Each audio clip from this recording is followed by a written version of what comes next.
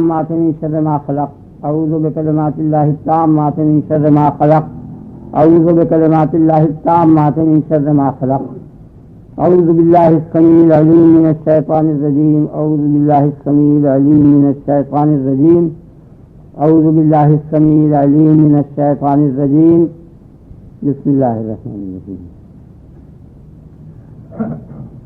فإن آمنوا بمثل ما آمنتم به فقد اهتدوا وإن تولوا فإنما هم في شقاق فسيكفيكهم الله وهو السميع العليم صبغة الله ومن أحسن من الله صبغة ونحن له عابدون قل أتحاجوننا في الله وهو ربنا وربكم ولنا أعمالنا ولكم أعمالكم ونحن له مخلصون أم تقولون إن إبراهيم وإسماعيل وإسحاق ويعقوب والأسباط كانوا هودا أو نصارى قل أأنتم أعلم أم الله ومن أظلم ممن كتم شهادة عنده من الله وما الله بغافل عما تعملون.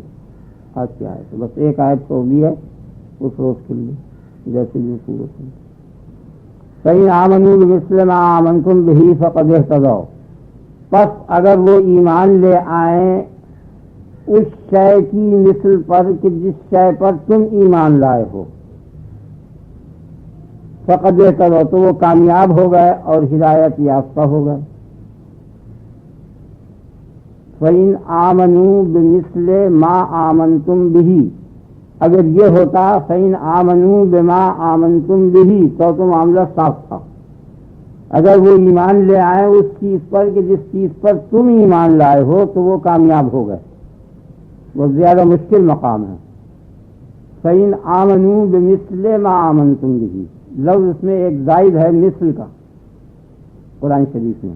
جیسے ہم اگر بولتے تو یوں بولتے. اب اس میں قرآن شریف میں ایک لفظ زائد ہے بمثل ما آمنتم به اگر وہ ایمان لے آئیں کس پر ایمان لے آئیں مثل ما آتیتم به ما آمنتم به پر ما آمنتم به کی مثل پر وہ ایمان لے آئیں تو وہ کامیاب ہو گئے.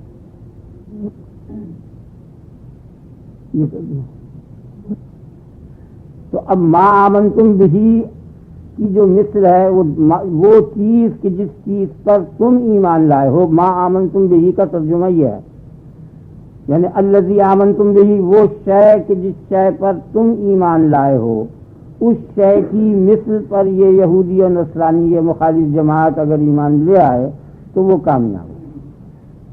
ٹھیک ہے.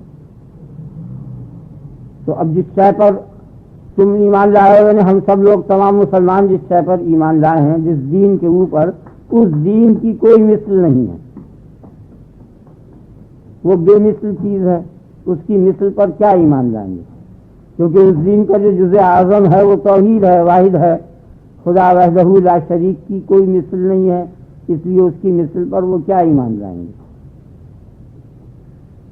خدا کی کوئی مثل نہیں ہے اور دین کیونکہ حق ہے حق کی مثل کوئی شے نہیں ہونے کی تو مثل تو اس سے زائد چیز ہوگی نا. غیر چیز ایسی غیر چیز کہ جو بعض اوصاف میں مشترک ہو اور ذات میں مغایر ہو اس کو مثل کہتے ہیں. آگے نا آپ کے خیال میں. اور جس شے کی وہ مثل ہوتی ہے اس کو ممثل لہو کہتے ہیں. تو مثل جو ہے وہ اس ممثل لہو کا فرد ہوا کرتی ہے اس نوعیت کا ایک فرد ہوا کرتی ہے. یہ دقت ہے اس کے اندر کہ مثل پر ایمان لائیں یعنی ما آمنتم به وہ شے جس پر تم ایمان لائے ہو وہ خدا تعالیٰ ہے اس کی مثل نہیں ہے.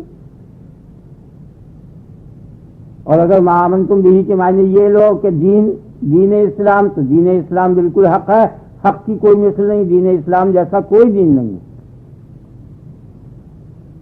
نہ یہودیت نہ نصرانیت نہ کچھ. آپ نے خیال کیا نا یہ دقت ہے. اس دقت سے بچنے کے لیے 4 طریقے ایجاد ہوئے ہیں. 4 باتیں ہیں.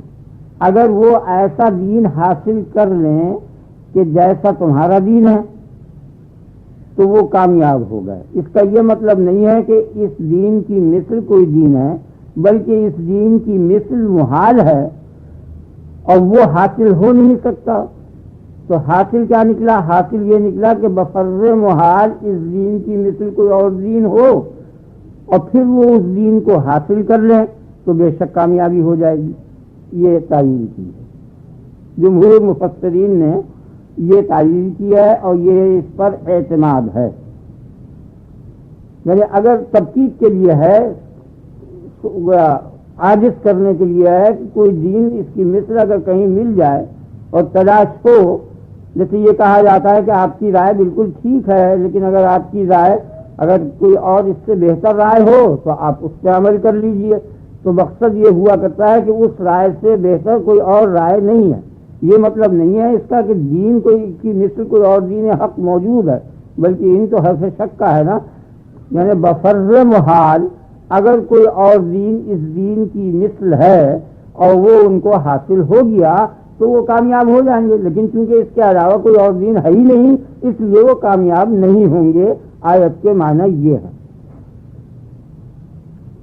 آپ نے خیال کیا تو دوبارہ دوہرا دوں، مزاح سمجھ لیں تبکیت کے بعد. اور اسی پر اعتماد ہے مفسرین کا، یہی زیادہ صحیح بات ہے. دوسری بات یہ ہے کہ اگر وہ ایمان لے آئیں اس طریقے پر کہ جس طریقے پر تم ایمان لائے ہو، یعنی تم قرآن شریف پر بغیر تحریف کے اور بغیر اس کے کسی قسم کی ملاوٹ کے اور تصحیف کے تم ایمان لائے ہو، اگر اسی طرح وہ توریت پر ایمان لے آئیں تو وہ کامیاب ہو جائیں گے. ایک جماعت مفسرین نے یہ کہا کہ اگر وہ توریت کو بغیر تحریف کیے بالکل اصلی توریت پر اگر وہ ایمان لے آئیں تو قطعی وہ کامیاب ہو جائیں گے، کیونکہ اصلی توریت میں محمد صلی اللہ علیہ وسلم کی بشارت موجود ہے اور اصلی انجیل میں بشارت موجود ہے. جب انجیل اور توریت پر وہ بالکل بغیر تحریف کے ایمان لائیں گے تو اس بشارت پر بھی ایمان لائیں گے، اور اس بشارت پر ایمان لانے کے بعد وہ قطعی کامیاب ہو جائیں گے. ایک تعویل یہ ہے. تیسری تعویل یہ ہے کہ اگر وہ اس طرح سے ایمان لائیں جس طرح سے کہ تم ایمان لائے ہو، فَإِنْ آمَنُوا بِمِثْلِ مَا آمَنْتُمْ بِهِ کے معنی یہ ہے، یعنی فَإِنْ آمَنُوا كَمَا آمَنْتُمْ بِهِ، اگر وہ اس طرح ایمان لائیں جس طرح کہ تم ایمان لائے ہو، یعنی ان کا ایمان تمہارے ایمان کی مثل ہو، فقد اہتدوا، تو وہ کامیاب ہو گئے. تو بات یہ ٹھیک ہے. اور چوتھی تعویل یہ ہے کہ یہ مثل کا لفظ زیادہ ہے. بمثل ما آمنتم بہی کے معنی ہے بما آمنتم بہی، اگر وہ ایمان لائیں اس شے پر کہ جس شے پر تم ایمان لائے ہو تو وہ کامیاب ہو گئے. یہ بالکل کھلی ہوئی چیز ہے، ظاہر ہے کیا وہ قرآن ہے. تو مثل کا لفظ ظاہر ہے. باقی ان چاروں کے اندر رکاکت ضرور ہے. ان چاروں تفسیروں پر رکاکت ضرور ہے. ایک تو یہ کہ قرآن شریف میں کوئی لفظ زائد نہیں ہے، اس کو زائد کہنا یعنی زائد کی یہ معنی کہ نفع سے خالی ہے، یعنی جس کا حس جو ہے مضر ہے، یہ تو بالکل غلط ہے. زائد کے یہ معنی کہ اگر اسے حس کر دیں تو مضر ہو، آگے نا ایسی صورت نہیں ہے. اور ایک یہ یعنی مضر ہے، جس کا حس مضر ہے ایسی شے کو حس کر دینا یہ تو بالکل بیجا ہے. اور ایک یہ کہ جس کا حس مفید ہو تو یہ بھی قرآن شریف کے لیے صحیح نہیں ہے. اور اگر یہ زائد کے معنی ہے کہ حس کرو یا نہ کرو دونوں صورتیں برابر ہیں تو یہ فعل بھی کچھ ابستہ ہے. یہ بھی قرآن شریف کی عبارت میں ایسی چیز جو ہے رکاکت سے خالی ہے. تو بے مثل کا لفظ جو ہے، بے کے بعد جو مثل ہے، اس کا لفظ کا زائد ہونا یہ سمجھ میں نہیں آتا. دوسری تعویل جو یہ ہے کہ تمہاری طرح وہ ایمان لائیں تو اس کی لفظ اجازت نہیں دیتا، کیونکہ لفظ یہ کہہ رہا ہے اگر وہ ایمان لائیں مثل پر، یہ نہیں کہہ رہا لفظ کہ وہ جس طرح تم ایمان لائے ہو. تو جھگڑا ہی ختم تھا، بحث کی ضرورت نہیں تھی.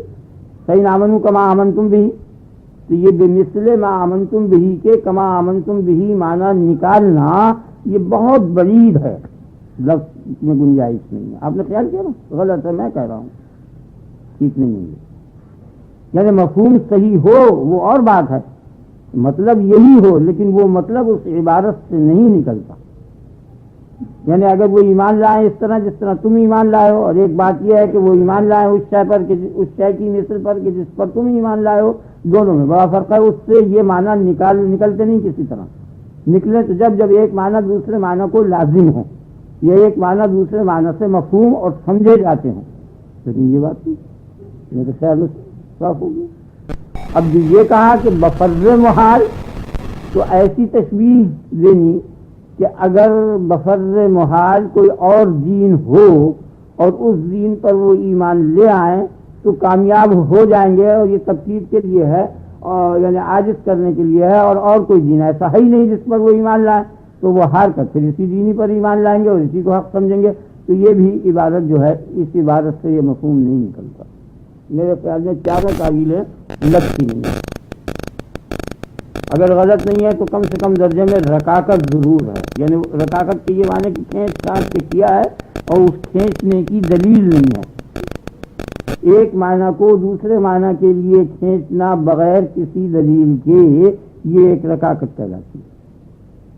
یہ بات آپ نے خیال کیا؟ ترجمہ یہ ہے کہ بس اگر وہ ایمان لے آئیں، کس پر ایمان لے آئیں؟ مثل پر۔ کس کی مثل پر؟ کہ جس شے پر تم ایمان لائے ہو اس شے کی مثل پر ایمان وہ لے آئے۔ چاروں تعویلیں میرے خیال میں سمجھ میں نہیں آئی، کم سے کم درجہ اس کا رکاکت کا ضرور ہے اگر غلط نہیں۔ یہ چار تفسیریں تین جو میں نے آپ کے سامنے بیان کر دی، اور اس کے علاوہ مجھے یہ نہیں، میں کہتا ہوں آپ کی سمجھ میں بات آ گئی کہ اس کی ضرورت نہیں ہے ان باتوں کے کرنے کی، بلکہ مثل کا جو لفظ ہے، جس طرح مثل کے معنی میں بولا جاتا ہے اسی طرح مثل کا لفظ عین کے معنی میں بھی بولا جاتا ہے۔ اَوَلَيْسَ الَّذِي خَلَقَ السَّمَاوَاتِ وَالْأَرْضَ بِقَادِرٍ، کیا وہ شخص، وہ ذات کہ جس نے زمین اور آسمان کو پیدا کیا ہے، وہ قادر نہیں ہے جو زمین اور آسمان کو پیدا کر دے؟ کیا وہ شخص، وہ ذات اس بات پر قادر نہیں ہے عَلَىٰ أَن يَخْلُقَ مِثْلَهُمْ کہ وہ ان کی مثل کو نہ پیدا کر دے؟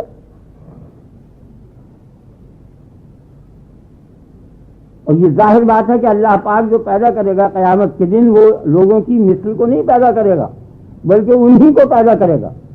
أَلَىٰ أَن يَخْلُقَ مِثْلَهُمْ کے معنی أَلَىٰ أَن يَخْلُقَ عَيْنَهُمْ، بعینہ ہی انہی لوگوں کو پیدا کرے گا جن کو مارا۔ اگر مثل کو پیدا کر دیا تو وہ مغائر ہو جائیں گے، پھر وہ جزا کا مقصد فوت ہو جائے گا۔ تو یہاں مثل کا لفظ اللہ پاک نے بولا اور مراد لی اس سے عین، بعین ہی یہاں مثل کا لفظ بولا اور مراد لی اس سے عین، یعنی فَإِنْ آمَنُوا بِعَيْنِ مَا آمَنْتُمْ بِهِ فَقَدْ اهْتَدَوْا، اگر وہ ایمان لائیں بعین ہی اس شے پر جس پر تم نے ایمان لائے ہو، ذرہ برابر فرق نہ ہو، یوں کا توں جس چیز پر تم ایمان لائے یوں کہ توں اس پر ایمان لائے، تب تو بے شک وہ کامیاب ہو گئے۔ اب یہ ان تعویلوں کی ضرورت ہی نہیں رہتی، یہ مت یہ بات میری سمجھ میں آئی جو میں نے آپ کے سامنے بیان کر دی، بالکل نئی بات ہے۔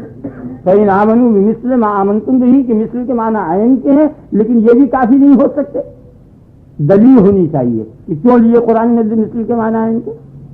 یعنی اگر ادب ہے تو اس میں اہل ادب کے اشعار وغیرہ سے استدلال کرنا ہے، اہل زبان سے، یہ قرآن ہے تو قرآن سے استدلال ہوگا، یا حدیث سے، یا نبی صلی اللہ علیہ وسلم کے کلام میں کہیں مثل کا لفظ عین کے معنی میں آیا ہو تو وہ سند میں لایا جائے گا۔ لیکن یہاں خود قرآن میں موجود ہے وَلَيْسَ الَّذِي خَلَقَ السَّمَاوَاتِ وَالْأَرْضَ بِقَادِرٍ عَلَىٰ أَن يَخْلُقَ مِثْلَهُمْ، حالانکہ مثل کو نہیں پیدا کرنے کا، وہ عین کو پیدا کرے گا۔ میں ہوں بعین نہیں پیدا ہوگا جبھی تو میرے ہاتھ پاؤں شہادت دیں گے، جو مثل ہوا اس کے ہاتھ پاؤں کیا شہادت دیں گے غیر پر؟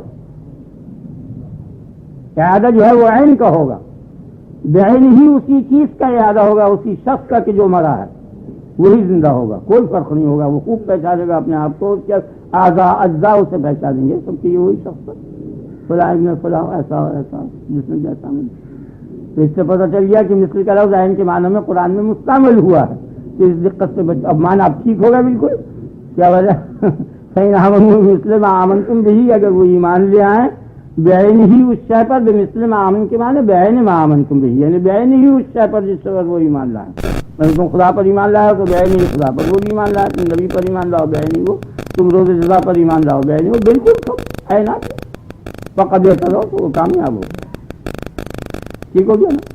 یہی آج کے سبق میں یہی نئی بات تھی جو میں نے آپ کے سامنے بیان کری۔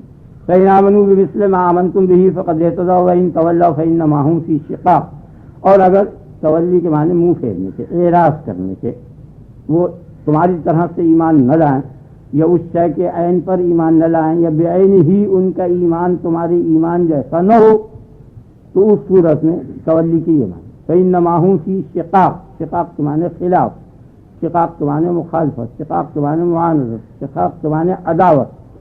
تو در حقیقت وہ عداوت کی بنا پر ایسا نہیں کریں گے، وہ اختلاف کی بنا پر ایسا نہیں کریں گے. ان کو اختلاف ہے اور وہ یہ سمجھ لو وہ تمہارے مخالف ہیں، تمہارے معاند ہیں، تمہارے دشمن ہیں. وہ ایک شق میں ہیں، تم ایک شق میں، وہ اس لائن میں، تم اس لائن میں. شقاق کے معنی ضلال، گمراہی میں. اتنے معنی آتے ہیں شقاق کے، وہ سب میں نے آپ کے سامنے بیان کر دیے. یعنی وہ بچ نہیں سکتے. یہاں سے یہ پتہ چل گیا کہ نجات کا ذریعہ صرف دین اسلام ہے، اس کے علاوہ کوئی دین ہی جو ہے نجات نہیں دلاتا. حالانکہ یہودی نصرانی بشارت محمد صلی اللہ علیہ وسلم سے قطع نظر کر کے باقی جو اجزاء ہیں وہ تو توریت اور انجیل کے مثل قرآنی کے ہیں، اس میں کیا جگہ ہے؟ تو ان سب کو کہہ دیا کہ وہ فی شقاق اور فی ظلال ہے، سخت ترین گمراہی میں ہیں. شقاق کے معنی تو توریت پر ایمان لانا سخت ترین گمراہی ہوا، انجیل پر ایمان لانا سخت ترین گمراہی ہوا. اور کون سا مذہب جو ہوگا جو غیر آسمانی ہے وہ کیسے راہ نجات ہو سکتا ہے؟ اس دین کے علاوہ کوئی دین نجات دلانے والا نہیں ہے. جو لوگ ایسی بات کہتے ہیں کہ ہر دین نجات دلا دیتا ہے، یہ ہر دین میں حق بات ہے، وہ غلطی پر ہے.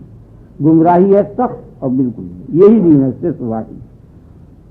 اگر آپ اس دین کے علاوہ خواہ آسمانی دین ہو یا غیر آسمانی دین ہو، اس دین کو چھوڑ کر کوئی سا بھی دین اختیار کرے گا، خواہ وہ آسمانی کیوں نہ ہو، محرف ہو یا غیر محرف ہو، ہر صورت میں وہ مضر ہے اور راہ نجات نہیں بنتی. اگر آپ کہتے ہیں وہ بالکل صاف ہو. یہ بات اچھی ہے، سمجھنے کے قابل ہے. عام طور پر یہ شہرت ہو گئی ہے، بعض نو روشن خیال لوگ کہہ دیتے ہیں کہ ہر دین میں نیکی کی بات موجود ہے. وہ غلط ہے. وہ نیکی ہے ہی نہیں جب تک کہ نبی صلی اللہ علیہ وسلم اس کو نیکی نہ کہیں. آگے نا آپ کے خیال فرمایا رسول اللہ صلی اللہ علیہ وسلم نے کہ من قال لا الہ الا اللہ فقد دخل الجنہ، جو شخص لا الہ الا اللہ کہے وہ جنت میں داخل ہو گیا. آگے نا آپ کے خیال.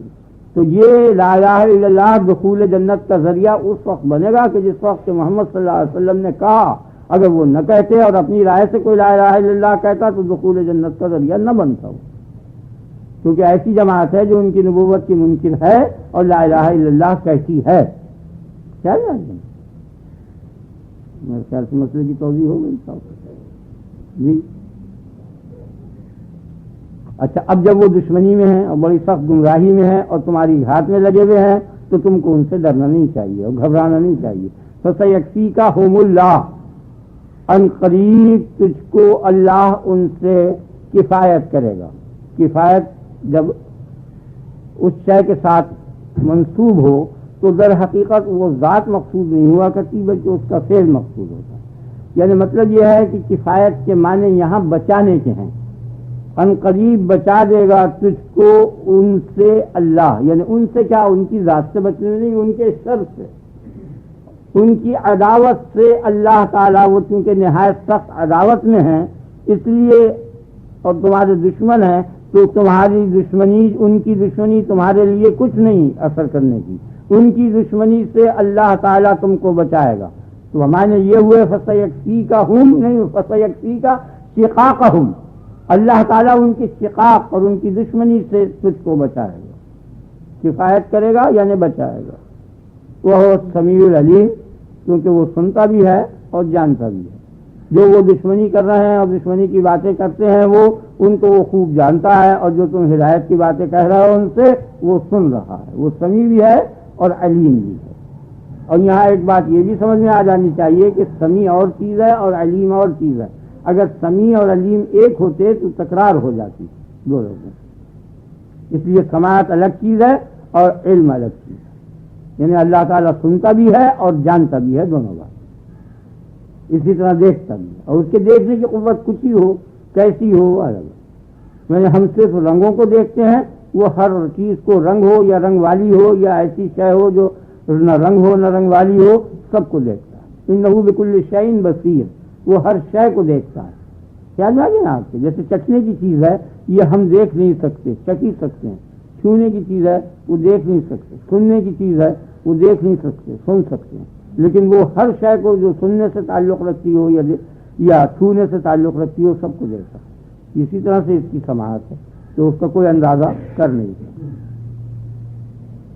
صبغۃ اللہ ومن احسن من اللہ صبغہ ونحن لہ عابدون. یہ صبغۃ اللہ، صبغنا اللہ صبغتہ، گویا اصل عبارت یہ ہے. جیسے سبحت اللہ سبحانہ، میں نے اللہ کی تسبیح کی. تسبیح کرنی یعنی مفعول مطلق ہے جو تاکید کے لیے آیا کرتا ہے. رنگ دیا ہم کو اللہ نے. واقعہ یہ ہے کہ یہودی اور نصرانیوں کے ہاں جب بچہ پیدا ہوتا تھا تو وہ ذرا پانی میں رنگ دیا کرتے تھے. یہ رسم تھی ان کے ہاں کی، اور اس رنگنے کے بعد یہ کہتے تھے کہ اب یہ یہودی ہو گیا یا نصرانی ہو گیا. ہر فرقہ یہ کہتا تھا. تو مسلمانوں کو حکم ہوا کہ قولوا آمنا باللہ پر جو مذکور ہوئی آیت، اور اسی کے ساتھ اسی پہ عطف ہے کہ ایمان لاؤ اللہ پر، اور یہ کہو کہ رنگ دیا ہم کو اللہ نے اپنے رنگ میں. اور اللہ کے رنگنے سے بہتر کون رنگنے والا ہے؟ ومن احسن من اللہ صبغہ ونحن لہ عابدون، اور ہم اسی کی عبادت کرنے والے ہیں. یہاں ایک لطیفہ ہے ذرا سا وہ بھی سمجھنا چاہیے. سیکفیکہم اللہ، جس کو حضرت عثمان رضی اللہ عنہ کو شہید کیا ہے تو وہ قرآن شریف کی تلاوت کر رہے تھے اور وہ خون گر کر اڑ کر سیکفیکہم اللہ پر گرا. یہ ان کی کرامت. حضرت عثمان غنی رضی اللہ عنہ کو جب شہید کیا ہے تو خون ان کی گردن پر سے گر کے، اور وہ یہ سیکفیکہم اللہ صحیح روایت ہے. اور ہم اسی کے عبادت گزار عابد. عبادت کے کیا معنی؟ اب اس کے معنی کیا ہے؟ ہم اسی کے عابد ہیں. اسے آپ سمجھیے ذرا باریک بات. پہلے عبادت کے معنی سمجھ لیں. عبادت کے معنی عام محققین کے نزدیک تعظیم کے ہیں. تذلل اور تعظیم، اپنی ذات کی تذلیل اور خدا کی ذات کی تعظیم. تعظیم کے لیے ہے، اور کبھی اس کے لیے لفظ غایت آتا ہے، انتہائی تعظیم. یہ معنی ہے عبادت. آپ نے خیال کیا؟ ایک گروہ نے عبادت کے معنی یہ بیان کیے ہیں کہ ایسا فعل کرنا کہ جس فعل سے اللہ راضی ہو، خدا جس فعل سے راضی ہو وہ فعل عبادت ہے. ایک گروہ نے عبادت کے معنی اطاعت کے بتائے ہیں کہ تین ہی معنی مجھے ملے، ممکن ہے اور ہوں، میرے علم میں نہیں. اگر نا آپ کے خیال تو یہ تینوں معنی صحیح نہیں ہیں، غلط ہیں. یعنی عبادت کے معنی اطاعت کے اگر ہوتے تو من یطع الرسول فقد اطاع اللہ، جس نے رسول کی اطاعت کی اس نے اللہ کی اطاعت کی. اور اطاعت اور عبادت ایک ہی چیز ہے. تو جس نے رسول کی عبادت کی اس نے اللہ کی عبادت کی، حالانکہ یہ کفر ہے. رسول کی عبادت کفر ہے. یعنی غیر اللہ خواہ کوئی ہو، رسول ہو یا ملک ہو یا کوئی بھی ہو، سب کفر. آگے نا آپ کی ہوتی ہے، ملائکہ کی ہوتی ہے، ان سب کی لوگ عبادتیں کیا کرتے ہیں. آپ سمجھ گئے نا؟ نا لیکن ان کی اطاعت نہیں ہوتی. اطاعت میں تو یہ شرط ہے نا. اطاعت کے معنی کیا ہے؟ امتثال امر. یاد رکھیے، حاکم کے حکم کے مطابق فعل کرنا. جو عامر کا امر ہے اس کا امتثال. امتثال کے معنی اس جیسا حکم دیا ہے اس کے مطابق کام کرنا. تو اس میں شرط ہو گئی اطاعت میں حکم دینے والے کی. تو مسیح علیہ السلام نے حکم نہیں دیا کہ میری عبادت کرو. شیطان نے حکم نہیں دیا لا تعبد الشیطان، شیطان کی عبادت نہ کرو. بتوں نے حکم نہیں دیا. ان میں سے کسی نے بھی حکم نہیں دیا ان کے متبعین کو کہ تم میری عبادت کرو. تو آگے نا آپ کے خیال میں تو عبادت تو وہاں ہو رہی ہے لیکن اطاعت نہیں ہو رہی. یہ بات سمجھ میں آ گئی نا؟ یہ لفظ ہوئی ہے، یہ ذلت ہے، پھسلاؤ ہے نیک بخت عالم سے. خیال میں آ گیا نا؟ بن ایک نیت ہی ہے کہ غلطیاں تو ہوتی ہیں. آپ سمجھ گئے نا؟ تو لہذا عبادت کے معنی اطاعت کے لینے یہ غلط ہیں. یہ عقلاً بھی صحیح نہیں ہے اور شرعاً بھی صحیح نہیں. اب عبادت کے معنی یہ لینے کہ اللہ بعض محققین نے فرمایا رضی اللہ عنہ و رحمۃ اللہ علیہ اجمعین کہ عبادت کے معنی یہ ہیں کہ اللہ پاک اس کے فعل سے راضی ہو جائے. یعنی جس فعل سے اللہ راضی ہو وہ فعل عبادت کہلاتا ہے. تو یہ بھی غلط ہے، اس لیے کہ اللہ پاک جو ہے معاملات کی درستی سے بھی راضی ہوتا ہے. اگر کوئی آدمی پورا تول دے، پورا ناپ دے اور خوش اخلاقی سے لوگوں سے پیش آئے تو یہ سب چیزیں عبادت نہیں ہیں، معاملے ہیں. تو معاملے کی درستی سے بھی خدا خوش ہوتا ہے جس طرح عبادت سے خوش ہوتا ہے. کوئی خدا کی عبادت کرے تب بھی وہ خوش ہوتا ہے، کوئی معاملہ درست رکھے تب بھی وہ خوش ہوتا ہے. تو یہ کہنا کہ جس فعل سے اللہ راضی ہو وہ عبادت ہے، تو جس فعل سے اللہ راضی نہ ہو وہ عبادت نہیں رہنے کا. خیال میں آ گیا نا؟ تو بتوں کی عبادت سے اللہ راضی نہیں ہے، تو تو چاہیے یہ کہ بتوں کی عبادت عبادت نہ کہلائے، شیطان کی عبادت عبادت نہ کہلائے، حالانکہ خود ہی کہہ رہا ہے لا تعبدوا الشیطان، یعنی عبادت کا لفظ ان تمام چیزوں پر بولا جا رہا ہے کہ یہ عبادت کی کیفیت ہے۔ اب رہ گیا تیسرے معنی جس پر جمہور ہیں کہ عبادت کے معنی تعظیم کے ہیں، تو یہ بھی صحیح نہیں ہے، اس لیے کہ سجدہ جو آدم علیہ السلام کو سجدہ ہوا تو محققین کی جماعت نے اس کا نام رکھا سجدہ تعظیم۔ سجدہ عبادت کو وہ حرام قرار دیتے ہیں غیر اللہ کے لیے، اور سجدہ تعظیم کو غیر اللہ کے لیے جائز قرار دیا۔ یا میں اس سے بحث نہیں کر رہا، اگر ضمن ہوا تو اسے بیان کر دوں گا، میرے نزدیک سجدہ تعظیم بھی حرام ہے۔ تعظیماً کسی بزرگ نبی ولی غوث قطب ملک کسی کو غیر اللہ کے علاوہ تعظیماً سجدہ کرنا بھی حرام ہے، ناجائز ہے، غلط ہے۔ یعنی یہ ابتداء کے جو ائمہ تھے ان سے یہ بھول ہوئی ہے کہ سجدہ تعظیمی قطعی حرام ہے، کچھ نہیں، وہ بالکل شرک ہے اور بری چیز ہے۔ آپ نے دیکھا ہوگا کہ کتنی سخت وعید ہے اور ممانعت کی جاتی ہے کہ نمازی کے آگے سے گزرنے کی، تو وہ بیک سیکنڈ کا کوئی ننھا سا جز ہوتا ہے جو وہ اس کے سامنے ہوتا ہے، اتنی چیز کو تو وہ گوارا کرتا نہیں، سجائے کہ وہ سجدے کو گوارا کرے گا نہیں۔ یہ کیوں روکا؟ اس میں حرج کیا پڑتا تھا کہ کہیں اشتباہ نہ ہو جائے، سیکنڈ کے عربویں حصے میں یا کروڑویں حصے میں مشابہت نہ ہو جائے۔ وہ اتنا بھی اشتباہ اس کو پسند نہیں ہے، تو اس کو اتنا کہ حکم ہے کہ 40 تک رکا رہے۔ راوی کہتا ہے 40 مہینے 40 برس، کتنی مدت رکے، بجائے اس کے کہ گزرے وہاں کھڑا رہے، سامنے سے نہ گزرے۔ حالانکہ وہ گزر جو ہے، وہ حرکت جو ہے وہ غالباً سیکنڈ کے ننھے سے حصے میں ہو سکتی تھی، تو اتنی سی سامنے آنا اس کو پسند نہیں ہے، وہ خدائی کے سامنے کا ہوگا۔ آگے نا آپ سمجھ گئے نا، یہ بات میں کہہ رہا ہوں، مجھ سے پہلے نہیں کہا گئی، ذہن میں بیٹھ گیا نا آپ کے، بہت اچھی بات ہے، تو اس میں یہ حکمت۔ اور اس کے علاوہ دلیل یہ ہے کہ اگر سجدہ تعظیم جائز ہوگا، آپ سمجھیں، تو تعظیم جو ہے وہ علت سجدہ بنے گی، یعنی المعظم مسجود یہ ہو جائے گا، علت سجدہ تعظیم ہو جائے گی نا۔ پھر تو جو معظم ہوگا اس کو سجدہ کرنا پڑے گا، خدا دائماً معظم ہے تو دائماً سجدہ صحیح ہوگا، حالانکہ دائماً سجدہ خدا کے لیے صحیح نہیں ہے، کیونکہ اللہ پاک تو دائماً معظم ہے، غیر اللہ ہمیشہ معظم ہو یا نہ ہو، لیکن خدا کی ذات پاک جو ہے وہ تو ہر وقت معظم ہے، عظیم ہے، اس سے تو عظمت جدا نہیں ہے، اور عظمت علت ہے سجدے کی، تو ہر وقت اس کو سجدہ ہونا چاہیے۔ خیال میں آ گیا نا، کسی وقت بھی وہ بیکار نہیں جائے گا، حالانکہ اوقات مکروہہ میں سخت حرام ہے۔ خیال میں آ گیا نا، یعنی غروب کے ٹائم پر، طلوع کے ٹائم پر، زوال کے ٹائم پر، ان تینوں وقتوں میں وہ معظم ہے لیکن مسجود نہیں ہے۔ اللہ پاک ہر وقت معظم ہے نا، تو اوقات مکروہہ میں بھی معظم ہے، اور معظم ہونا علت ہوئی سجدے کی، معلوم ہے سجدہ تعظیم حرام ہے۔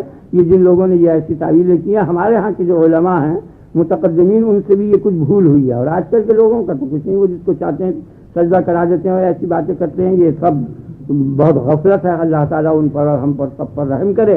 ہم انہیں کچھ نہیں کہتے کیونکہ انجام کا پتہ نہیں، ہمارا کیا انجام ہوگا، ان کا کیا ہوگا۔ اللہ پاک سے ان کے لیے بھی دعا کرتے ہیں، اپنے لیے بھی، لیکن وہ بات غلط ہے، وہ شرک ہے، بدعت نہیں ہے، وہ بری چیز۔ بدعت میں تو امکان بھی ہے اور احتمال بھی ہے کہ وہ بدعت نہ ہو، اور ہوتے ہوئے بھی امکان ہے بخشش کا، اور یہ شرک جو ہے یہ لا یغفر و ان یشرک بہ، بہت بری چیز۔ آگے نا آپ کے ساتھ تو سجدہ تعظیم، خیر وہ غیر بحث میں ہم جا پڑے۔ مطلب یہ ہے کہ دو باتیں کہی ہیں انہوں نے، ایک سجدہ تعظیم کا ہے، ایک سجدہ عبادت کا ہے۔ اگر عبادت عین تعظیم ہوتی تو یہ تقسیم غلط ہو جاتی کہ سجدے کو تعظیم اور عبادت کی طرف میں بانٹنا، یہ غلط ہو جاتا۔ اگر آپ کے ساتھ، اور پھر یہ کہ تعظیم کی حدود ہونی چاہیے کہ کس حد تک تعظیم عبادت ہے، کس حد پر تعظیم عبادت ہے، اور اس کے نیچے کی کس حد تک عبادت نہیں۔ جس قسم کی آپ حرکتیں کر رہے ہیں نماز میں، یہ حرکتیں آپ بادشاہوں کے سامنے، بزرگوں کے سامنے برابر کرتے ہیں، لیکن نہ وہ بزرگ اس کو عبادت کہتا ہے، نہ آپ اس کو عبادت کہتے ہیں، نہ دیکھنے والا عبادت کہتا ہے۔ جس آدمیوں کو ہم نے دیکھا پاؤں پہ سر رکھتے ہیں، پیروں کے لیے، بزرگوں کے لیے، لیکن عبادت دونوں نہیں کہتے، نہ دیکھنے والے۔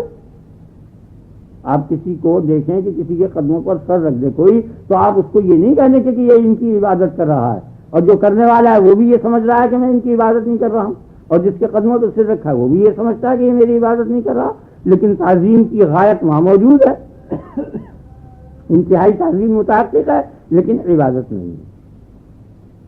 آپ کے خیال میں آ گیا نا؟ میرے خیال میں عبادت کی تفسیر بہت اچھی وضاحت ہو گئی. اب یہ کہ عبادت چیز کیا ہے اسے سمجھیں کہ عبادت اصل میں شے کیا ہے. یہاں دو چیزیں، دو باتیں سمجھنے کی کہ جتنی چیزیں ہیں یہاں کائنات پوری کی پوری اور ایک خالق کائنات. کائنات میں ایک چیز جو ہے اس کا نام انسان ہے. آپ سمجھ گئے؟ تو کائنات کی دو قسم ہو گئی، ایک انسان اور ایک ماورائے انسان، تمام زمین آسمان سورج چاند حیوانات نباتات وغیرہ وغیرہ کل اشیاء، اور ایک انسان. تو ان دونوں میں بڑا فرق ہے. انسان کے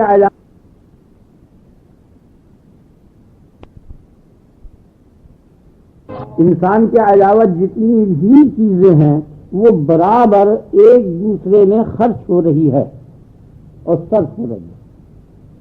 کواکب افلاک وغیرہ کی حرکات سے تمام یہ اجناس اور غلے اور تمام چیزیں پیدا ہو رہی ہیں، زمین پر روشنی آ رہی ہے، یہ سب انسانوں کے کام میں آ رہے ہیں براہ راست یا بالواسطہ. جو بھی شے ہے وہ انسان کے کام میں برابر صرف ہو رہی ہے. بعض چیزیں ایسی ہیں کہ براہ راست انسان کے کام میں نہیں آتی، لیکن کسی ایسی شے کے کام میں آتی ہیں کہ وہ شے انسان کے کام میں آ جاتی ہے. یا وہ شے نہیں آتی، وہ شے کسی اور شے کے کام میں آتی ہے، پھر وہ شے کسی اور شے کے کام میں آتی ہے، یہاں تک کہ وسائل 20 ہوتے ہیں. وَنُنشِئَكُمْ فِي مَا لَا تَعْلَمُونَ. ایسی چیزوں سے تم کو ہم نے پیدا کرتے ہیں کہ جن کا تمہیں علم بھی نہیں ہوتا. خیال میں آ گیا نا؟ یعنی سمندر کی تہ میں ایسی چیزیں پیدا کر دی ہیں ہمیں علم ہی نہیں کہ ہمارے کام میں آئیں گی یا نہیں آئیں گی، لیکن 10-20 واسطوں سے جا کر وہ پھر ہمارے کام میں آ جائیں گی. ان وسائل کا ہم کو علم ہو یا نہ ہو. تو حاصل یہ نکلا کہ کل اشیاء انسان میں کھپ رہی ہے، صرف ہو رہی ہے، خرچ ہو رہی ہے. کوئی شے ایسی نہیں ہے کہ جو انسان کے مصرف میں نہ ہو. اب انسان رہ گیا. اب انسان جو ہے وہ ان اشیاء کے لیے نہیں ہے، وہ ان اشیاء میں خرچ نہیں ہو رہا. تو اب کیا صورت ہے؟ یا تو وہ کسی کے لیے نہ ہو اور کسی میں بھی صرف نہ ہو، اور یا کسی کے لیے ہو. دو ہی صورتیں. تو ایسا ہونا کہ وہ انسان کسی کے لیے بھی نہ ہو، خیال میں آ گیا نا؟ تو ہوتے ہوئے کسی کے لیے نہ ہونا، یہ معنی سمجھ جائے. اسی کا معنی ہے عبث کے. افحسبتم انما خلقناکم عبثا، تم اس خیال میں لگے ہوئے ہو کہ ہم نے تم کو عبث بنایا ہے. اردو میں اس کے لیے لفظ بیکار ہے. تو بیکار کے کیا معنی؟ یعنی چیز ہو اور کسی کام میں نہ آئے. خیال میں آ گیا؟ یعنی اس مکان میں کوئی دائمن نہ رہے، فرض کیجیے کبھی بھی نہ رہے، تو اس مکان کا بننا اور جنگل دونوں ہی برابر ہو گئے نا، کوئی بھی فرق نہیں ہے. تو اس کا بننا نہ بننے کے برابر ہو گیا. یہی معنی عبث ہونے کے ہیں اور بیکار ہونے کے ہیں. خیال میں آ گیا؟ تو اگر انسان کسی شے کے لیے نہ ہوگا تو انسان عبث ہو جائے گا، کیونکہ ہر شے دوسری شے کے لیے ہے. آگے نا؟ اور اس کی وجہ کیا ہے؟ اس کی وجہ یہ ہے کہ جو شے کسی شے کے لیے ہے وہ اس کے وجود کی علت غائی ہے. اگر علت غائی کو نکال ڈالا جائے گا تو وہ بالکل نہ ہونے کے برابر ہوگی. سمجھ آ گیا نا؟ نامراد ہو جائے گا. تو ہر شے کامیاب اور بامراد ہے. تو وہ جس مقصد کے لیے پیدا ہوئی تھی اس مقصد میں وہ آ گئی، اور انسان جس مقصد کے لیے پیدا ہوا تھا اگر وہ اس مقصد میں نہ آئے تو انسان عبثی صرف نہ ہوا بلکہ ان تمام کائنات سے بدتر ہوگی. سب سے بدتر. ذہن میں بیٹھ گیا نا؟ آپ کی سمجھ میں آ گئی؟ تو جملہ کائنات آپ سمجھے نا؟ اچھا، جملہ کائنات میں سے کسی کے لیے یہ ہو نہیں سکتا کہ انسان اس لیے پیدا ہوا ہے کہ یہ کھائے جائے یا رہے جائے یا سوئے جائے یا جاگے جائے یا چاند کو دیکھے جائے. خیال میں آ جائے نا؟ یہ زمین پر چلے جائے، نہیں، بلکہ زمین اس لیے ہوئی ہے کہ اس پہ یہ چلے. یہ اس لیے نہیں ہوا کہ یہ زمین پہ چلے. نہیں آیا آپ کے خیال میں؟ یہ فرق ہے. تو اگر یہ اس کے لیے ہو جائے گا کائنات کے لیے تو کائنات کا وجود ختم ہو جائے گا. وہ تو یوں تباہ ہوئی. اور یہ جس شے کے لیے تھا اس کے لیے نہ ہوا، یہ یوں تباہ ہو گیا. آپ کی سمجھ میں آ رہی ہے نا بات؟ یہ نہیں آ رہا؟ یہی ذرا سا ٹکڑا ہے مشکل اور باقی کچھ نہیں. تو یہ کائنات کے لیے نہیں ہے بلکہ یہ خالق ہے. تمام اشیاء انسان کے لیے ہیں اور انسان خالق انسان کے لیے ہے. آپ کی سمجھ دونوں باتیں سمجھ آ گئی؟ اب اگر انسان خالق کائنات کے لیے نہیں ہونے کا تو کیا صورت ہوگی؟ کائنات کے لیے ہو جائے گا تو کائنات اس کے لیے تھی، یہ اس کے لیے ہو گیا تو یہ بیکار، تمام کائنات بیکار ہو گئی، اور یہ یوں بیکار ہو گیا کہ وہ اس کے لیے تھی اور یہ اس کے لیے نہیں ہوا، ذہن میں بیٹھ گیا تو تمام نظام بگڑ جائے گا۔ لو کان فیہما آلہۃ الا اللہ لفسدتا، اگر زمین اور آسمان میں متعدد معبود ہوں گے ایک سے زیادہ تو لفسدتا لخرجتا عن الانتظام، تو یہ نظام عالم تباہ ہو جائے گا، انتظام سے خارج ہو جائے گا۔ تو وہ انتظام کا تقاضا تو یہ تھا کہ بکرا جو ہے وہ آدمی کا جزء بدن بنے، اگر آدمی بکرے کا جزء بدن بن گیا تو بکرا تو یوں گیا اور آدمی یوں گیا، دونوں تباہ ہو گئے، نظام برباد ہو گیا۔ یاد آ گیا نا؟ یہ نہیں تو کیا حکم ہوا کہ تمام کائنات کو اپنے میں خرچ کر ڈال، یہ تو معنی ہے معاملے کے، سمجھ آ گیا نا؟ معاملے کی حقیقت کیا ہے کہ کل کائنات کو اپنے مصرف میں لے آؤ، اور جب اپنے صف میں لے آؤ اس سے تیار ہو جاؤ تو اپنے آپ کو مجھ پر نثار کر دو اور جھاڑ ہو پناہ کر دو، یہی معنی عبادت کی۔ بس خیال میں آ گیا؟ یہ نہیں سمجھنا ہے عبادت کے کیا معنی؟ نثار ہو جاؤ، فنا ہو جاؤ، مٹ جاؤ میرے اوپر بس، اور کل چیز کو اپنے اوپر مٹا دو۔ اگر تم نے کل اشیاء کو اپنے اوپر نہیں مٹایا تو تم اس قابل ہی نہیں بننے کے کہ مجھ پر مٹو، ان کو کل کو اپنے میں خرچ کرو اور پھر خرچ کر کے خوب تازے تمازے جب ہو جاؤ تو پھر میرے اوپر نثار ہو جاؤ۔ اس لیے تو کائنات کو اپنے سب کرنے کے معنی یہ ہے کہ تمام کائنات اس یہی معنی معاملے کے ہیں کہ معاملات درست رکھو تمام چیزوں کے ساتھ، تب وہ تفصیل کی ضرورت نہیں، باقی مختصر سمجھ ذہن بیٹھ جانا۔ تو عبادت کے معنی یہ ہیں کہ ہم نحن لہو عابدون، ہم تو اسی پر فنا ہوں گے، اسی پر مٹیں گے، اسی پر اپنی جان چھڑکیں گے۔ یہ معنی اور وہ جان چھڑکنے کے جو طریقے ہیں ان طریقوں میں جو بہتر سے بہتر طریقے انبیاء علیہ السلام نے اور خاص کر محمد رسول اللہ صلی اللہ علیہ وسلم نے فرما دیا، اس طریقے کا کر رہی جان کر چھڑکنا۔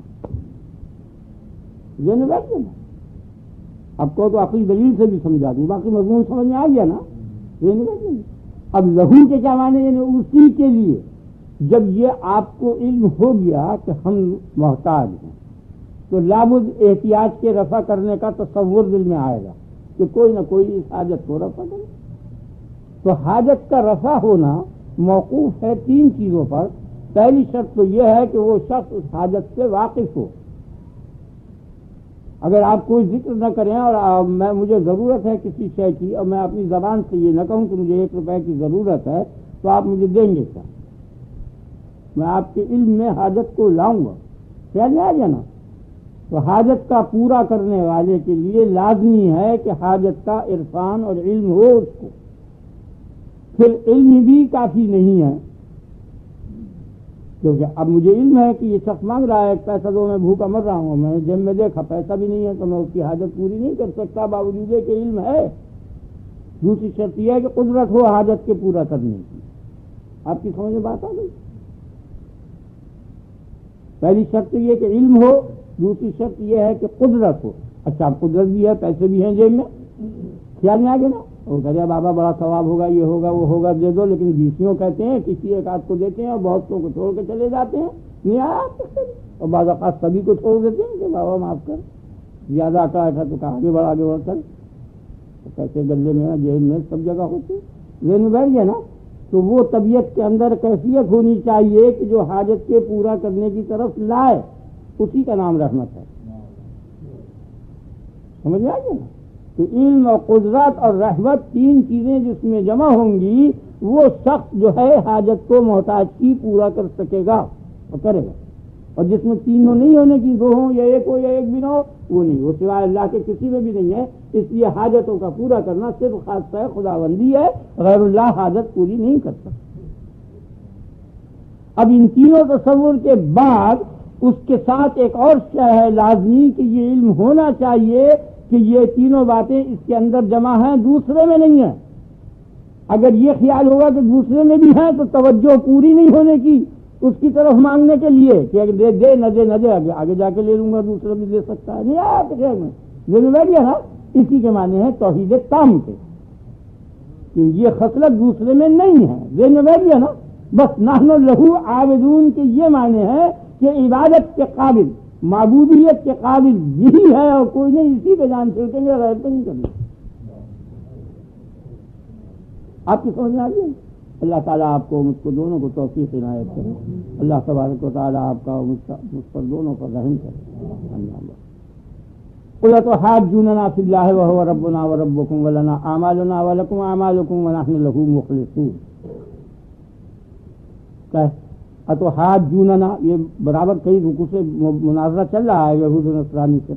یہ جو محاجہ ہے مجادلے کے معنی میں، تم ہم سے جھگڑ رہے ہو، ہم سے حجت بازی کر رہے ہو، ہم سے جھک کر رہے ہو، ہم سے بحث مناظرہ کر رہے ہو. کس معاملے میں؟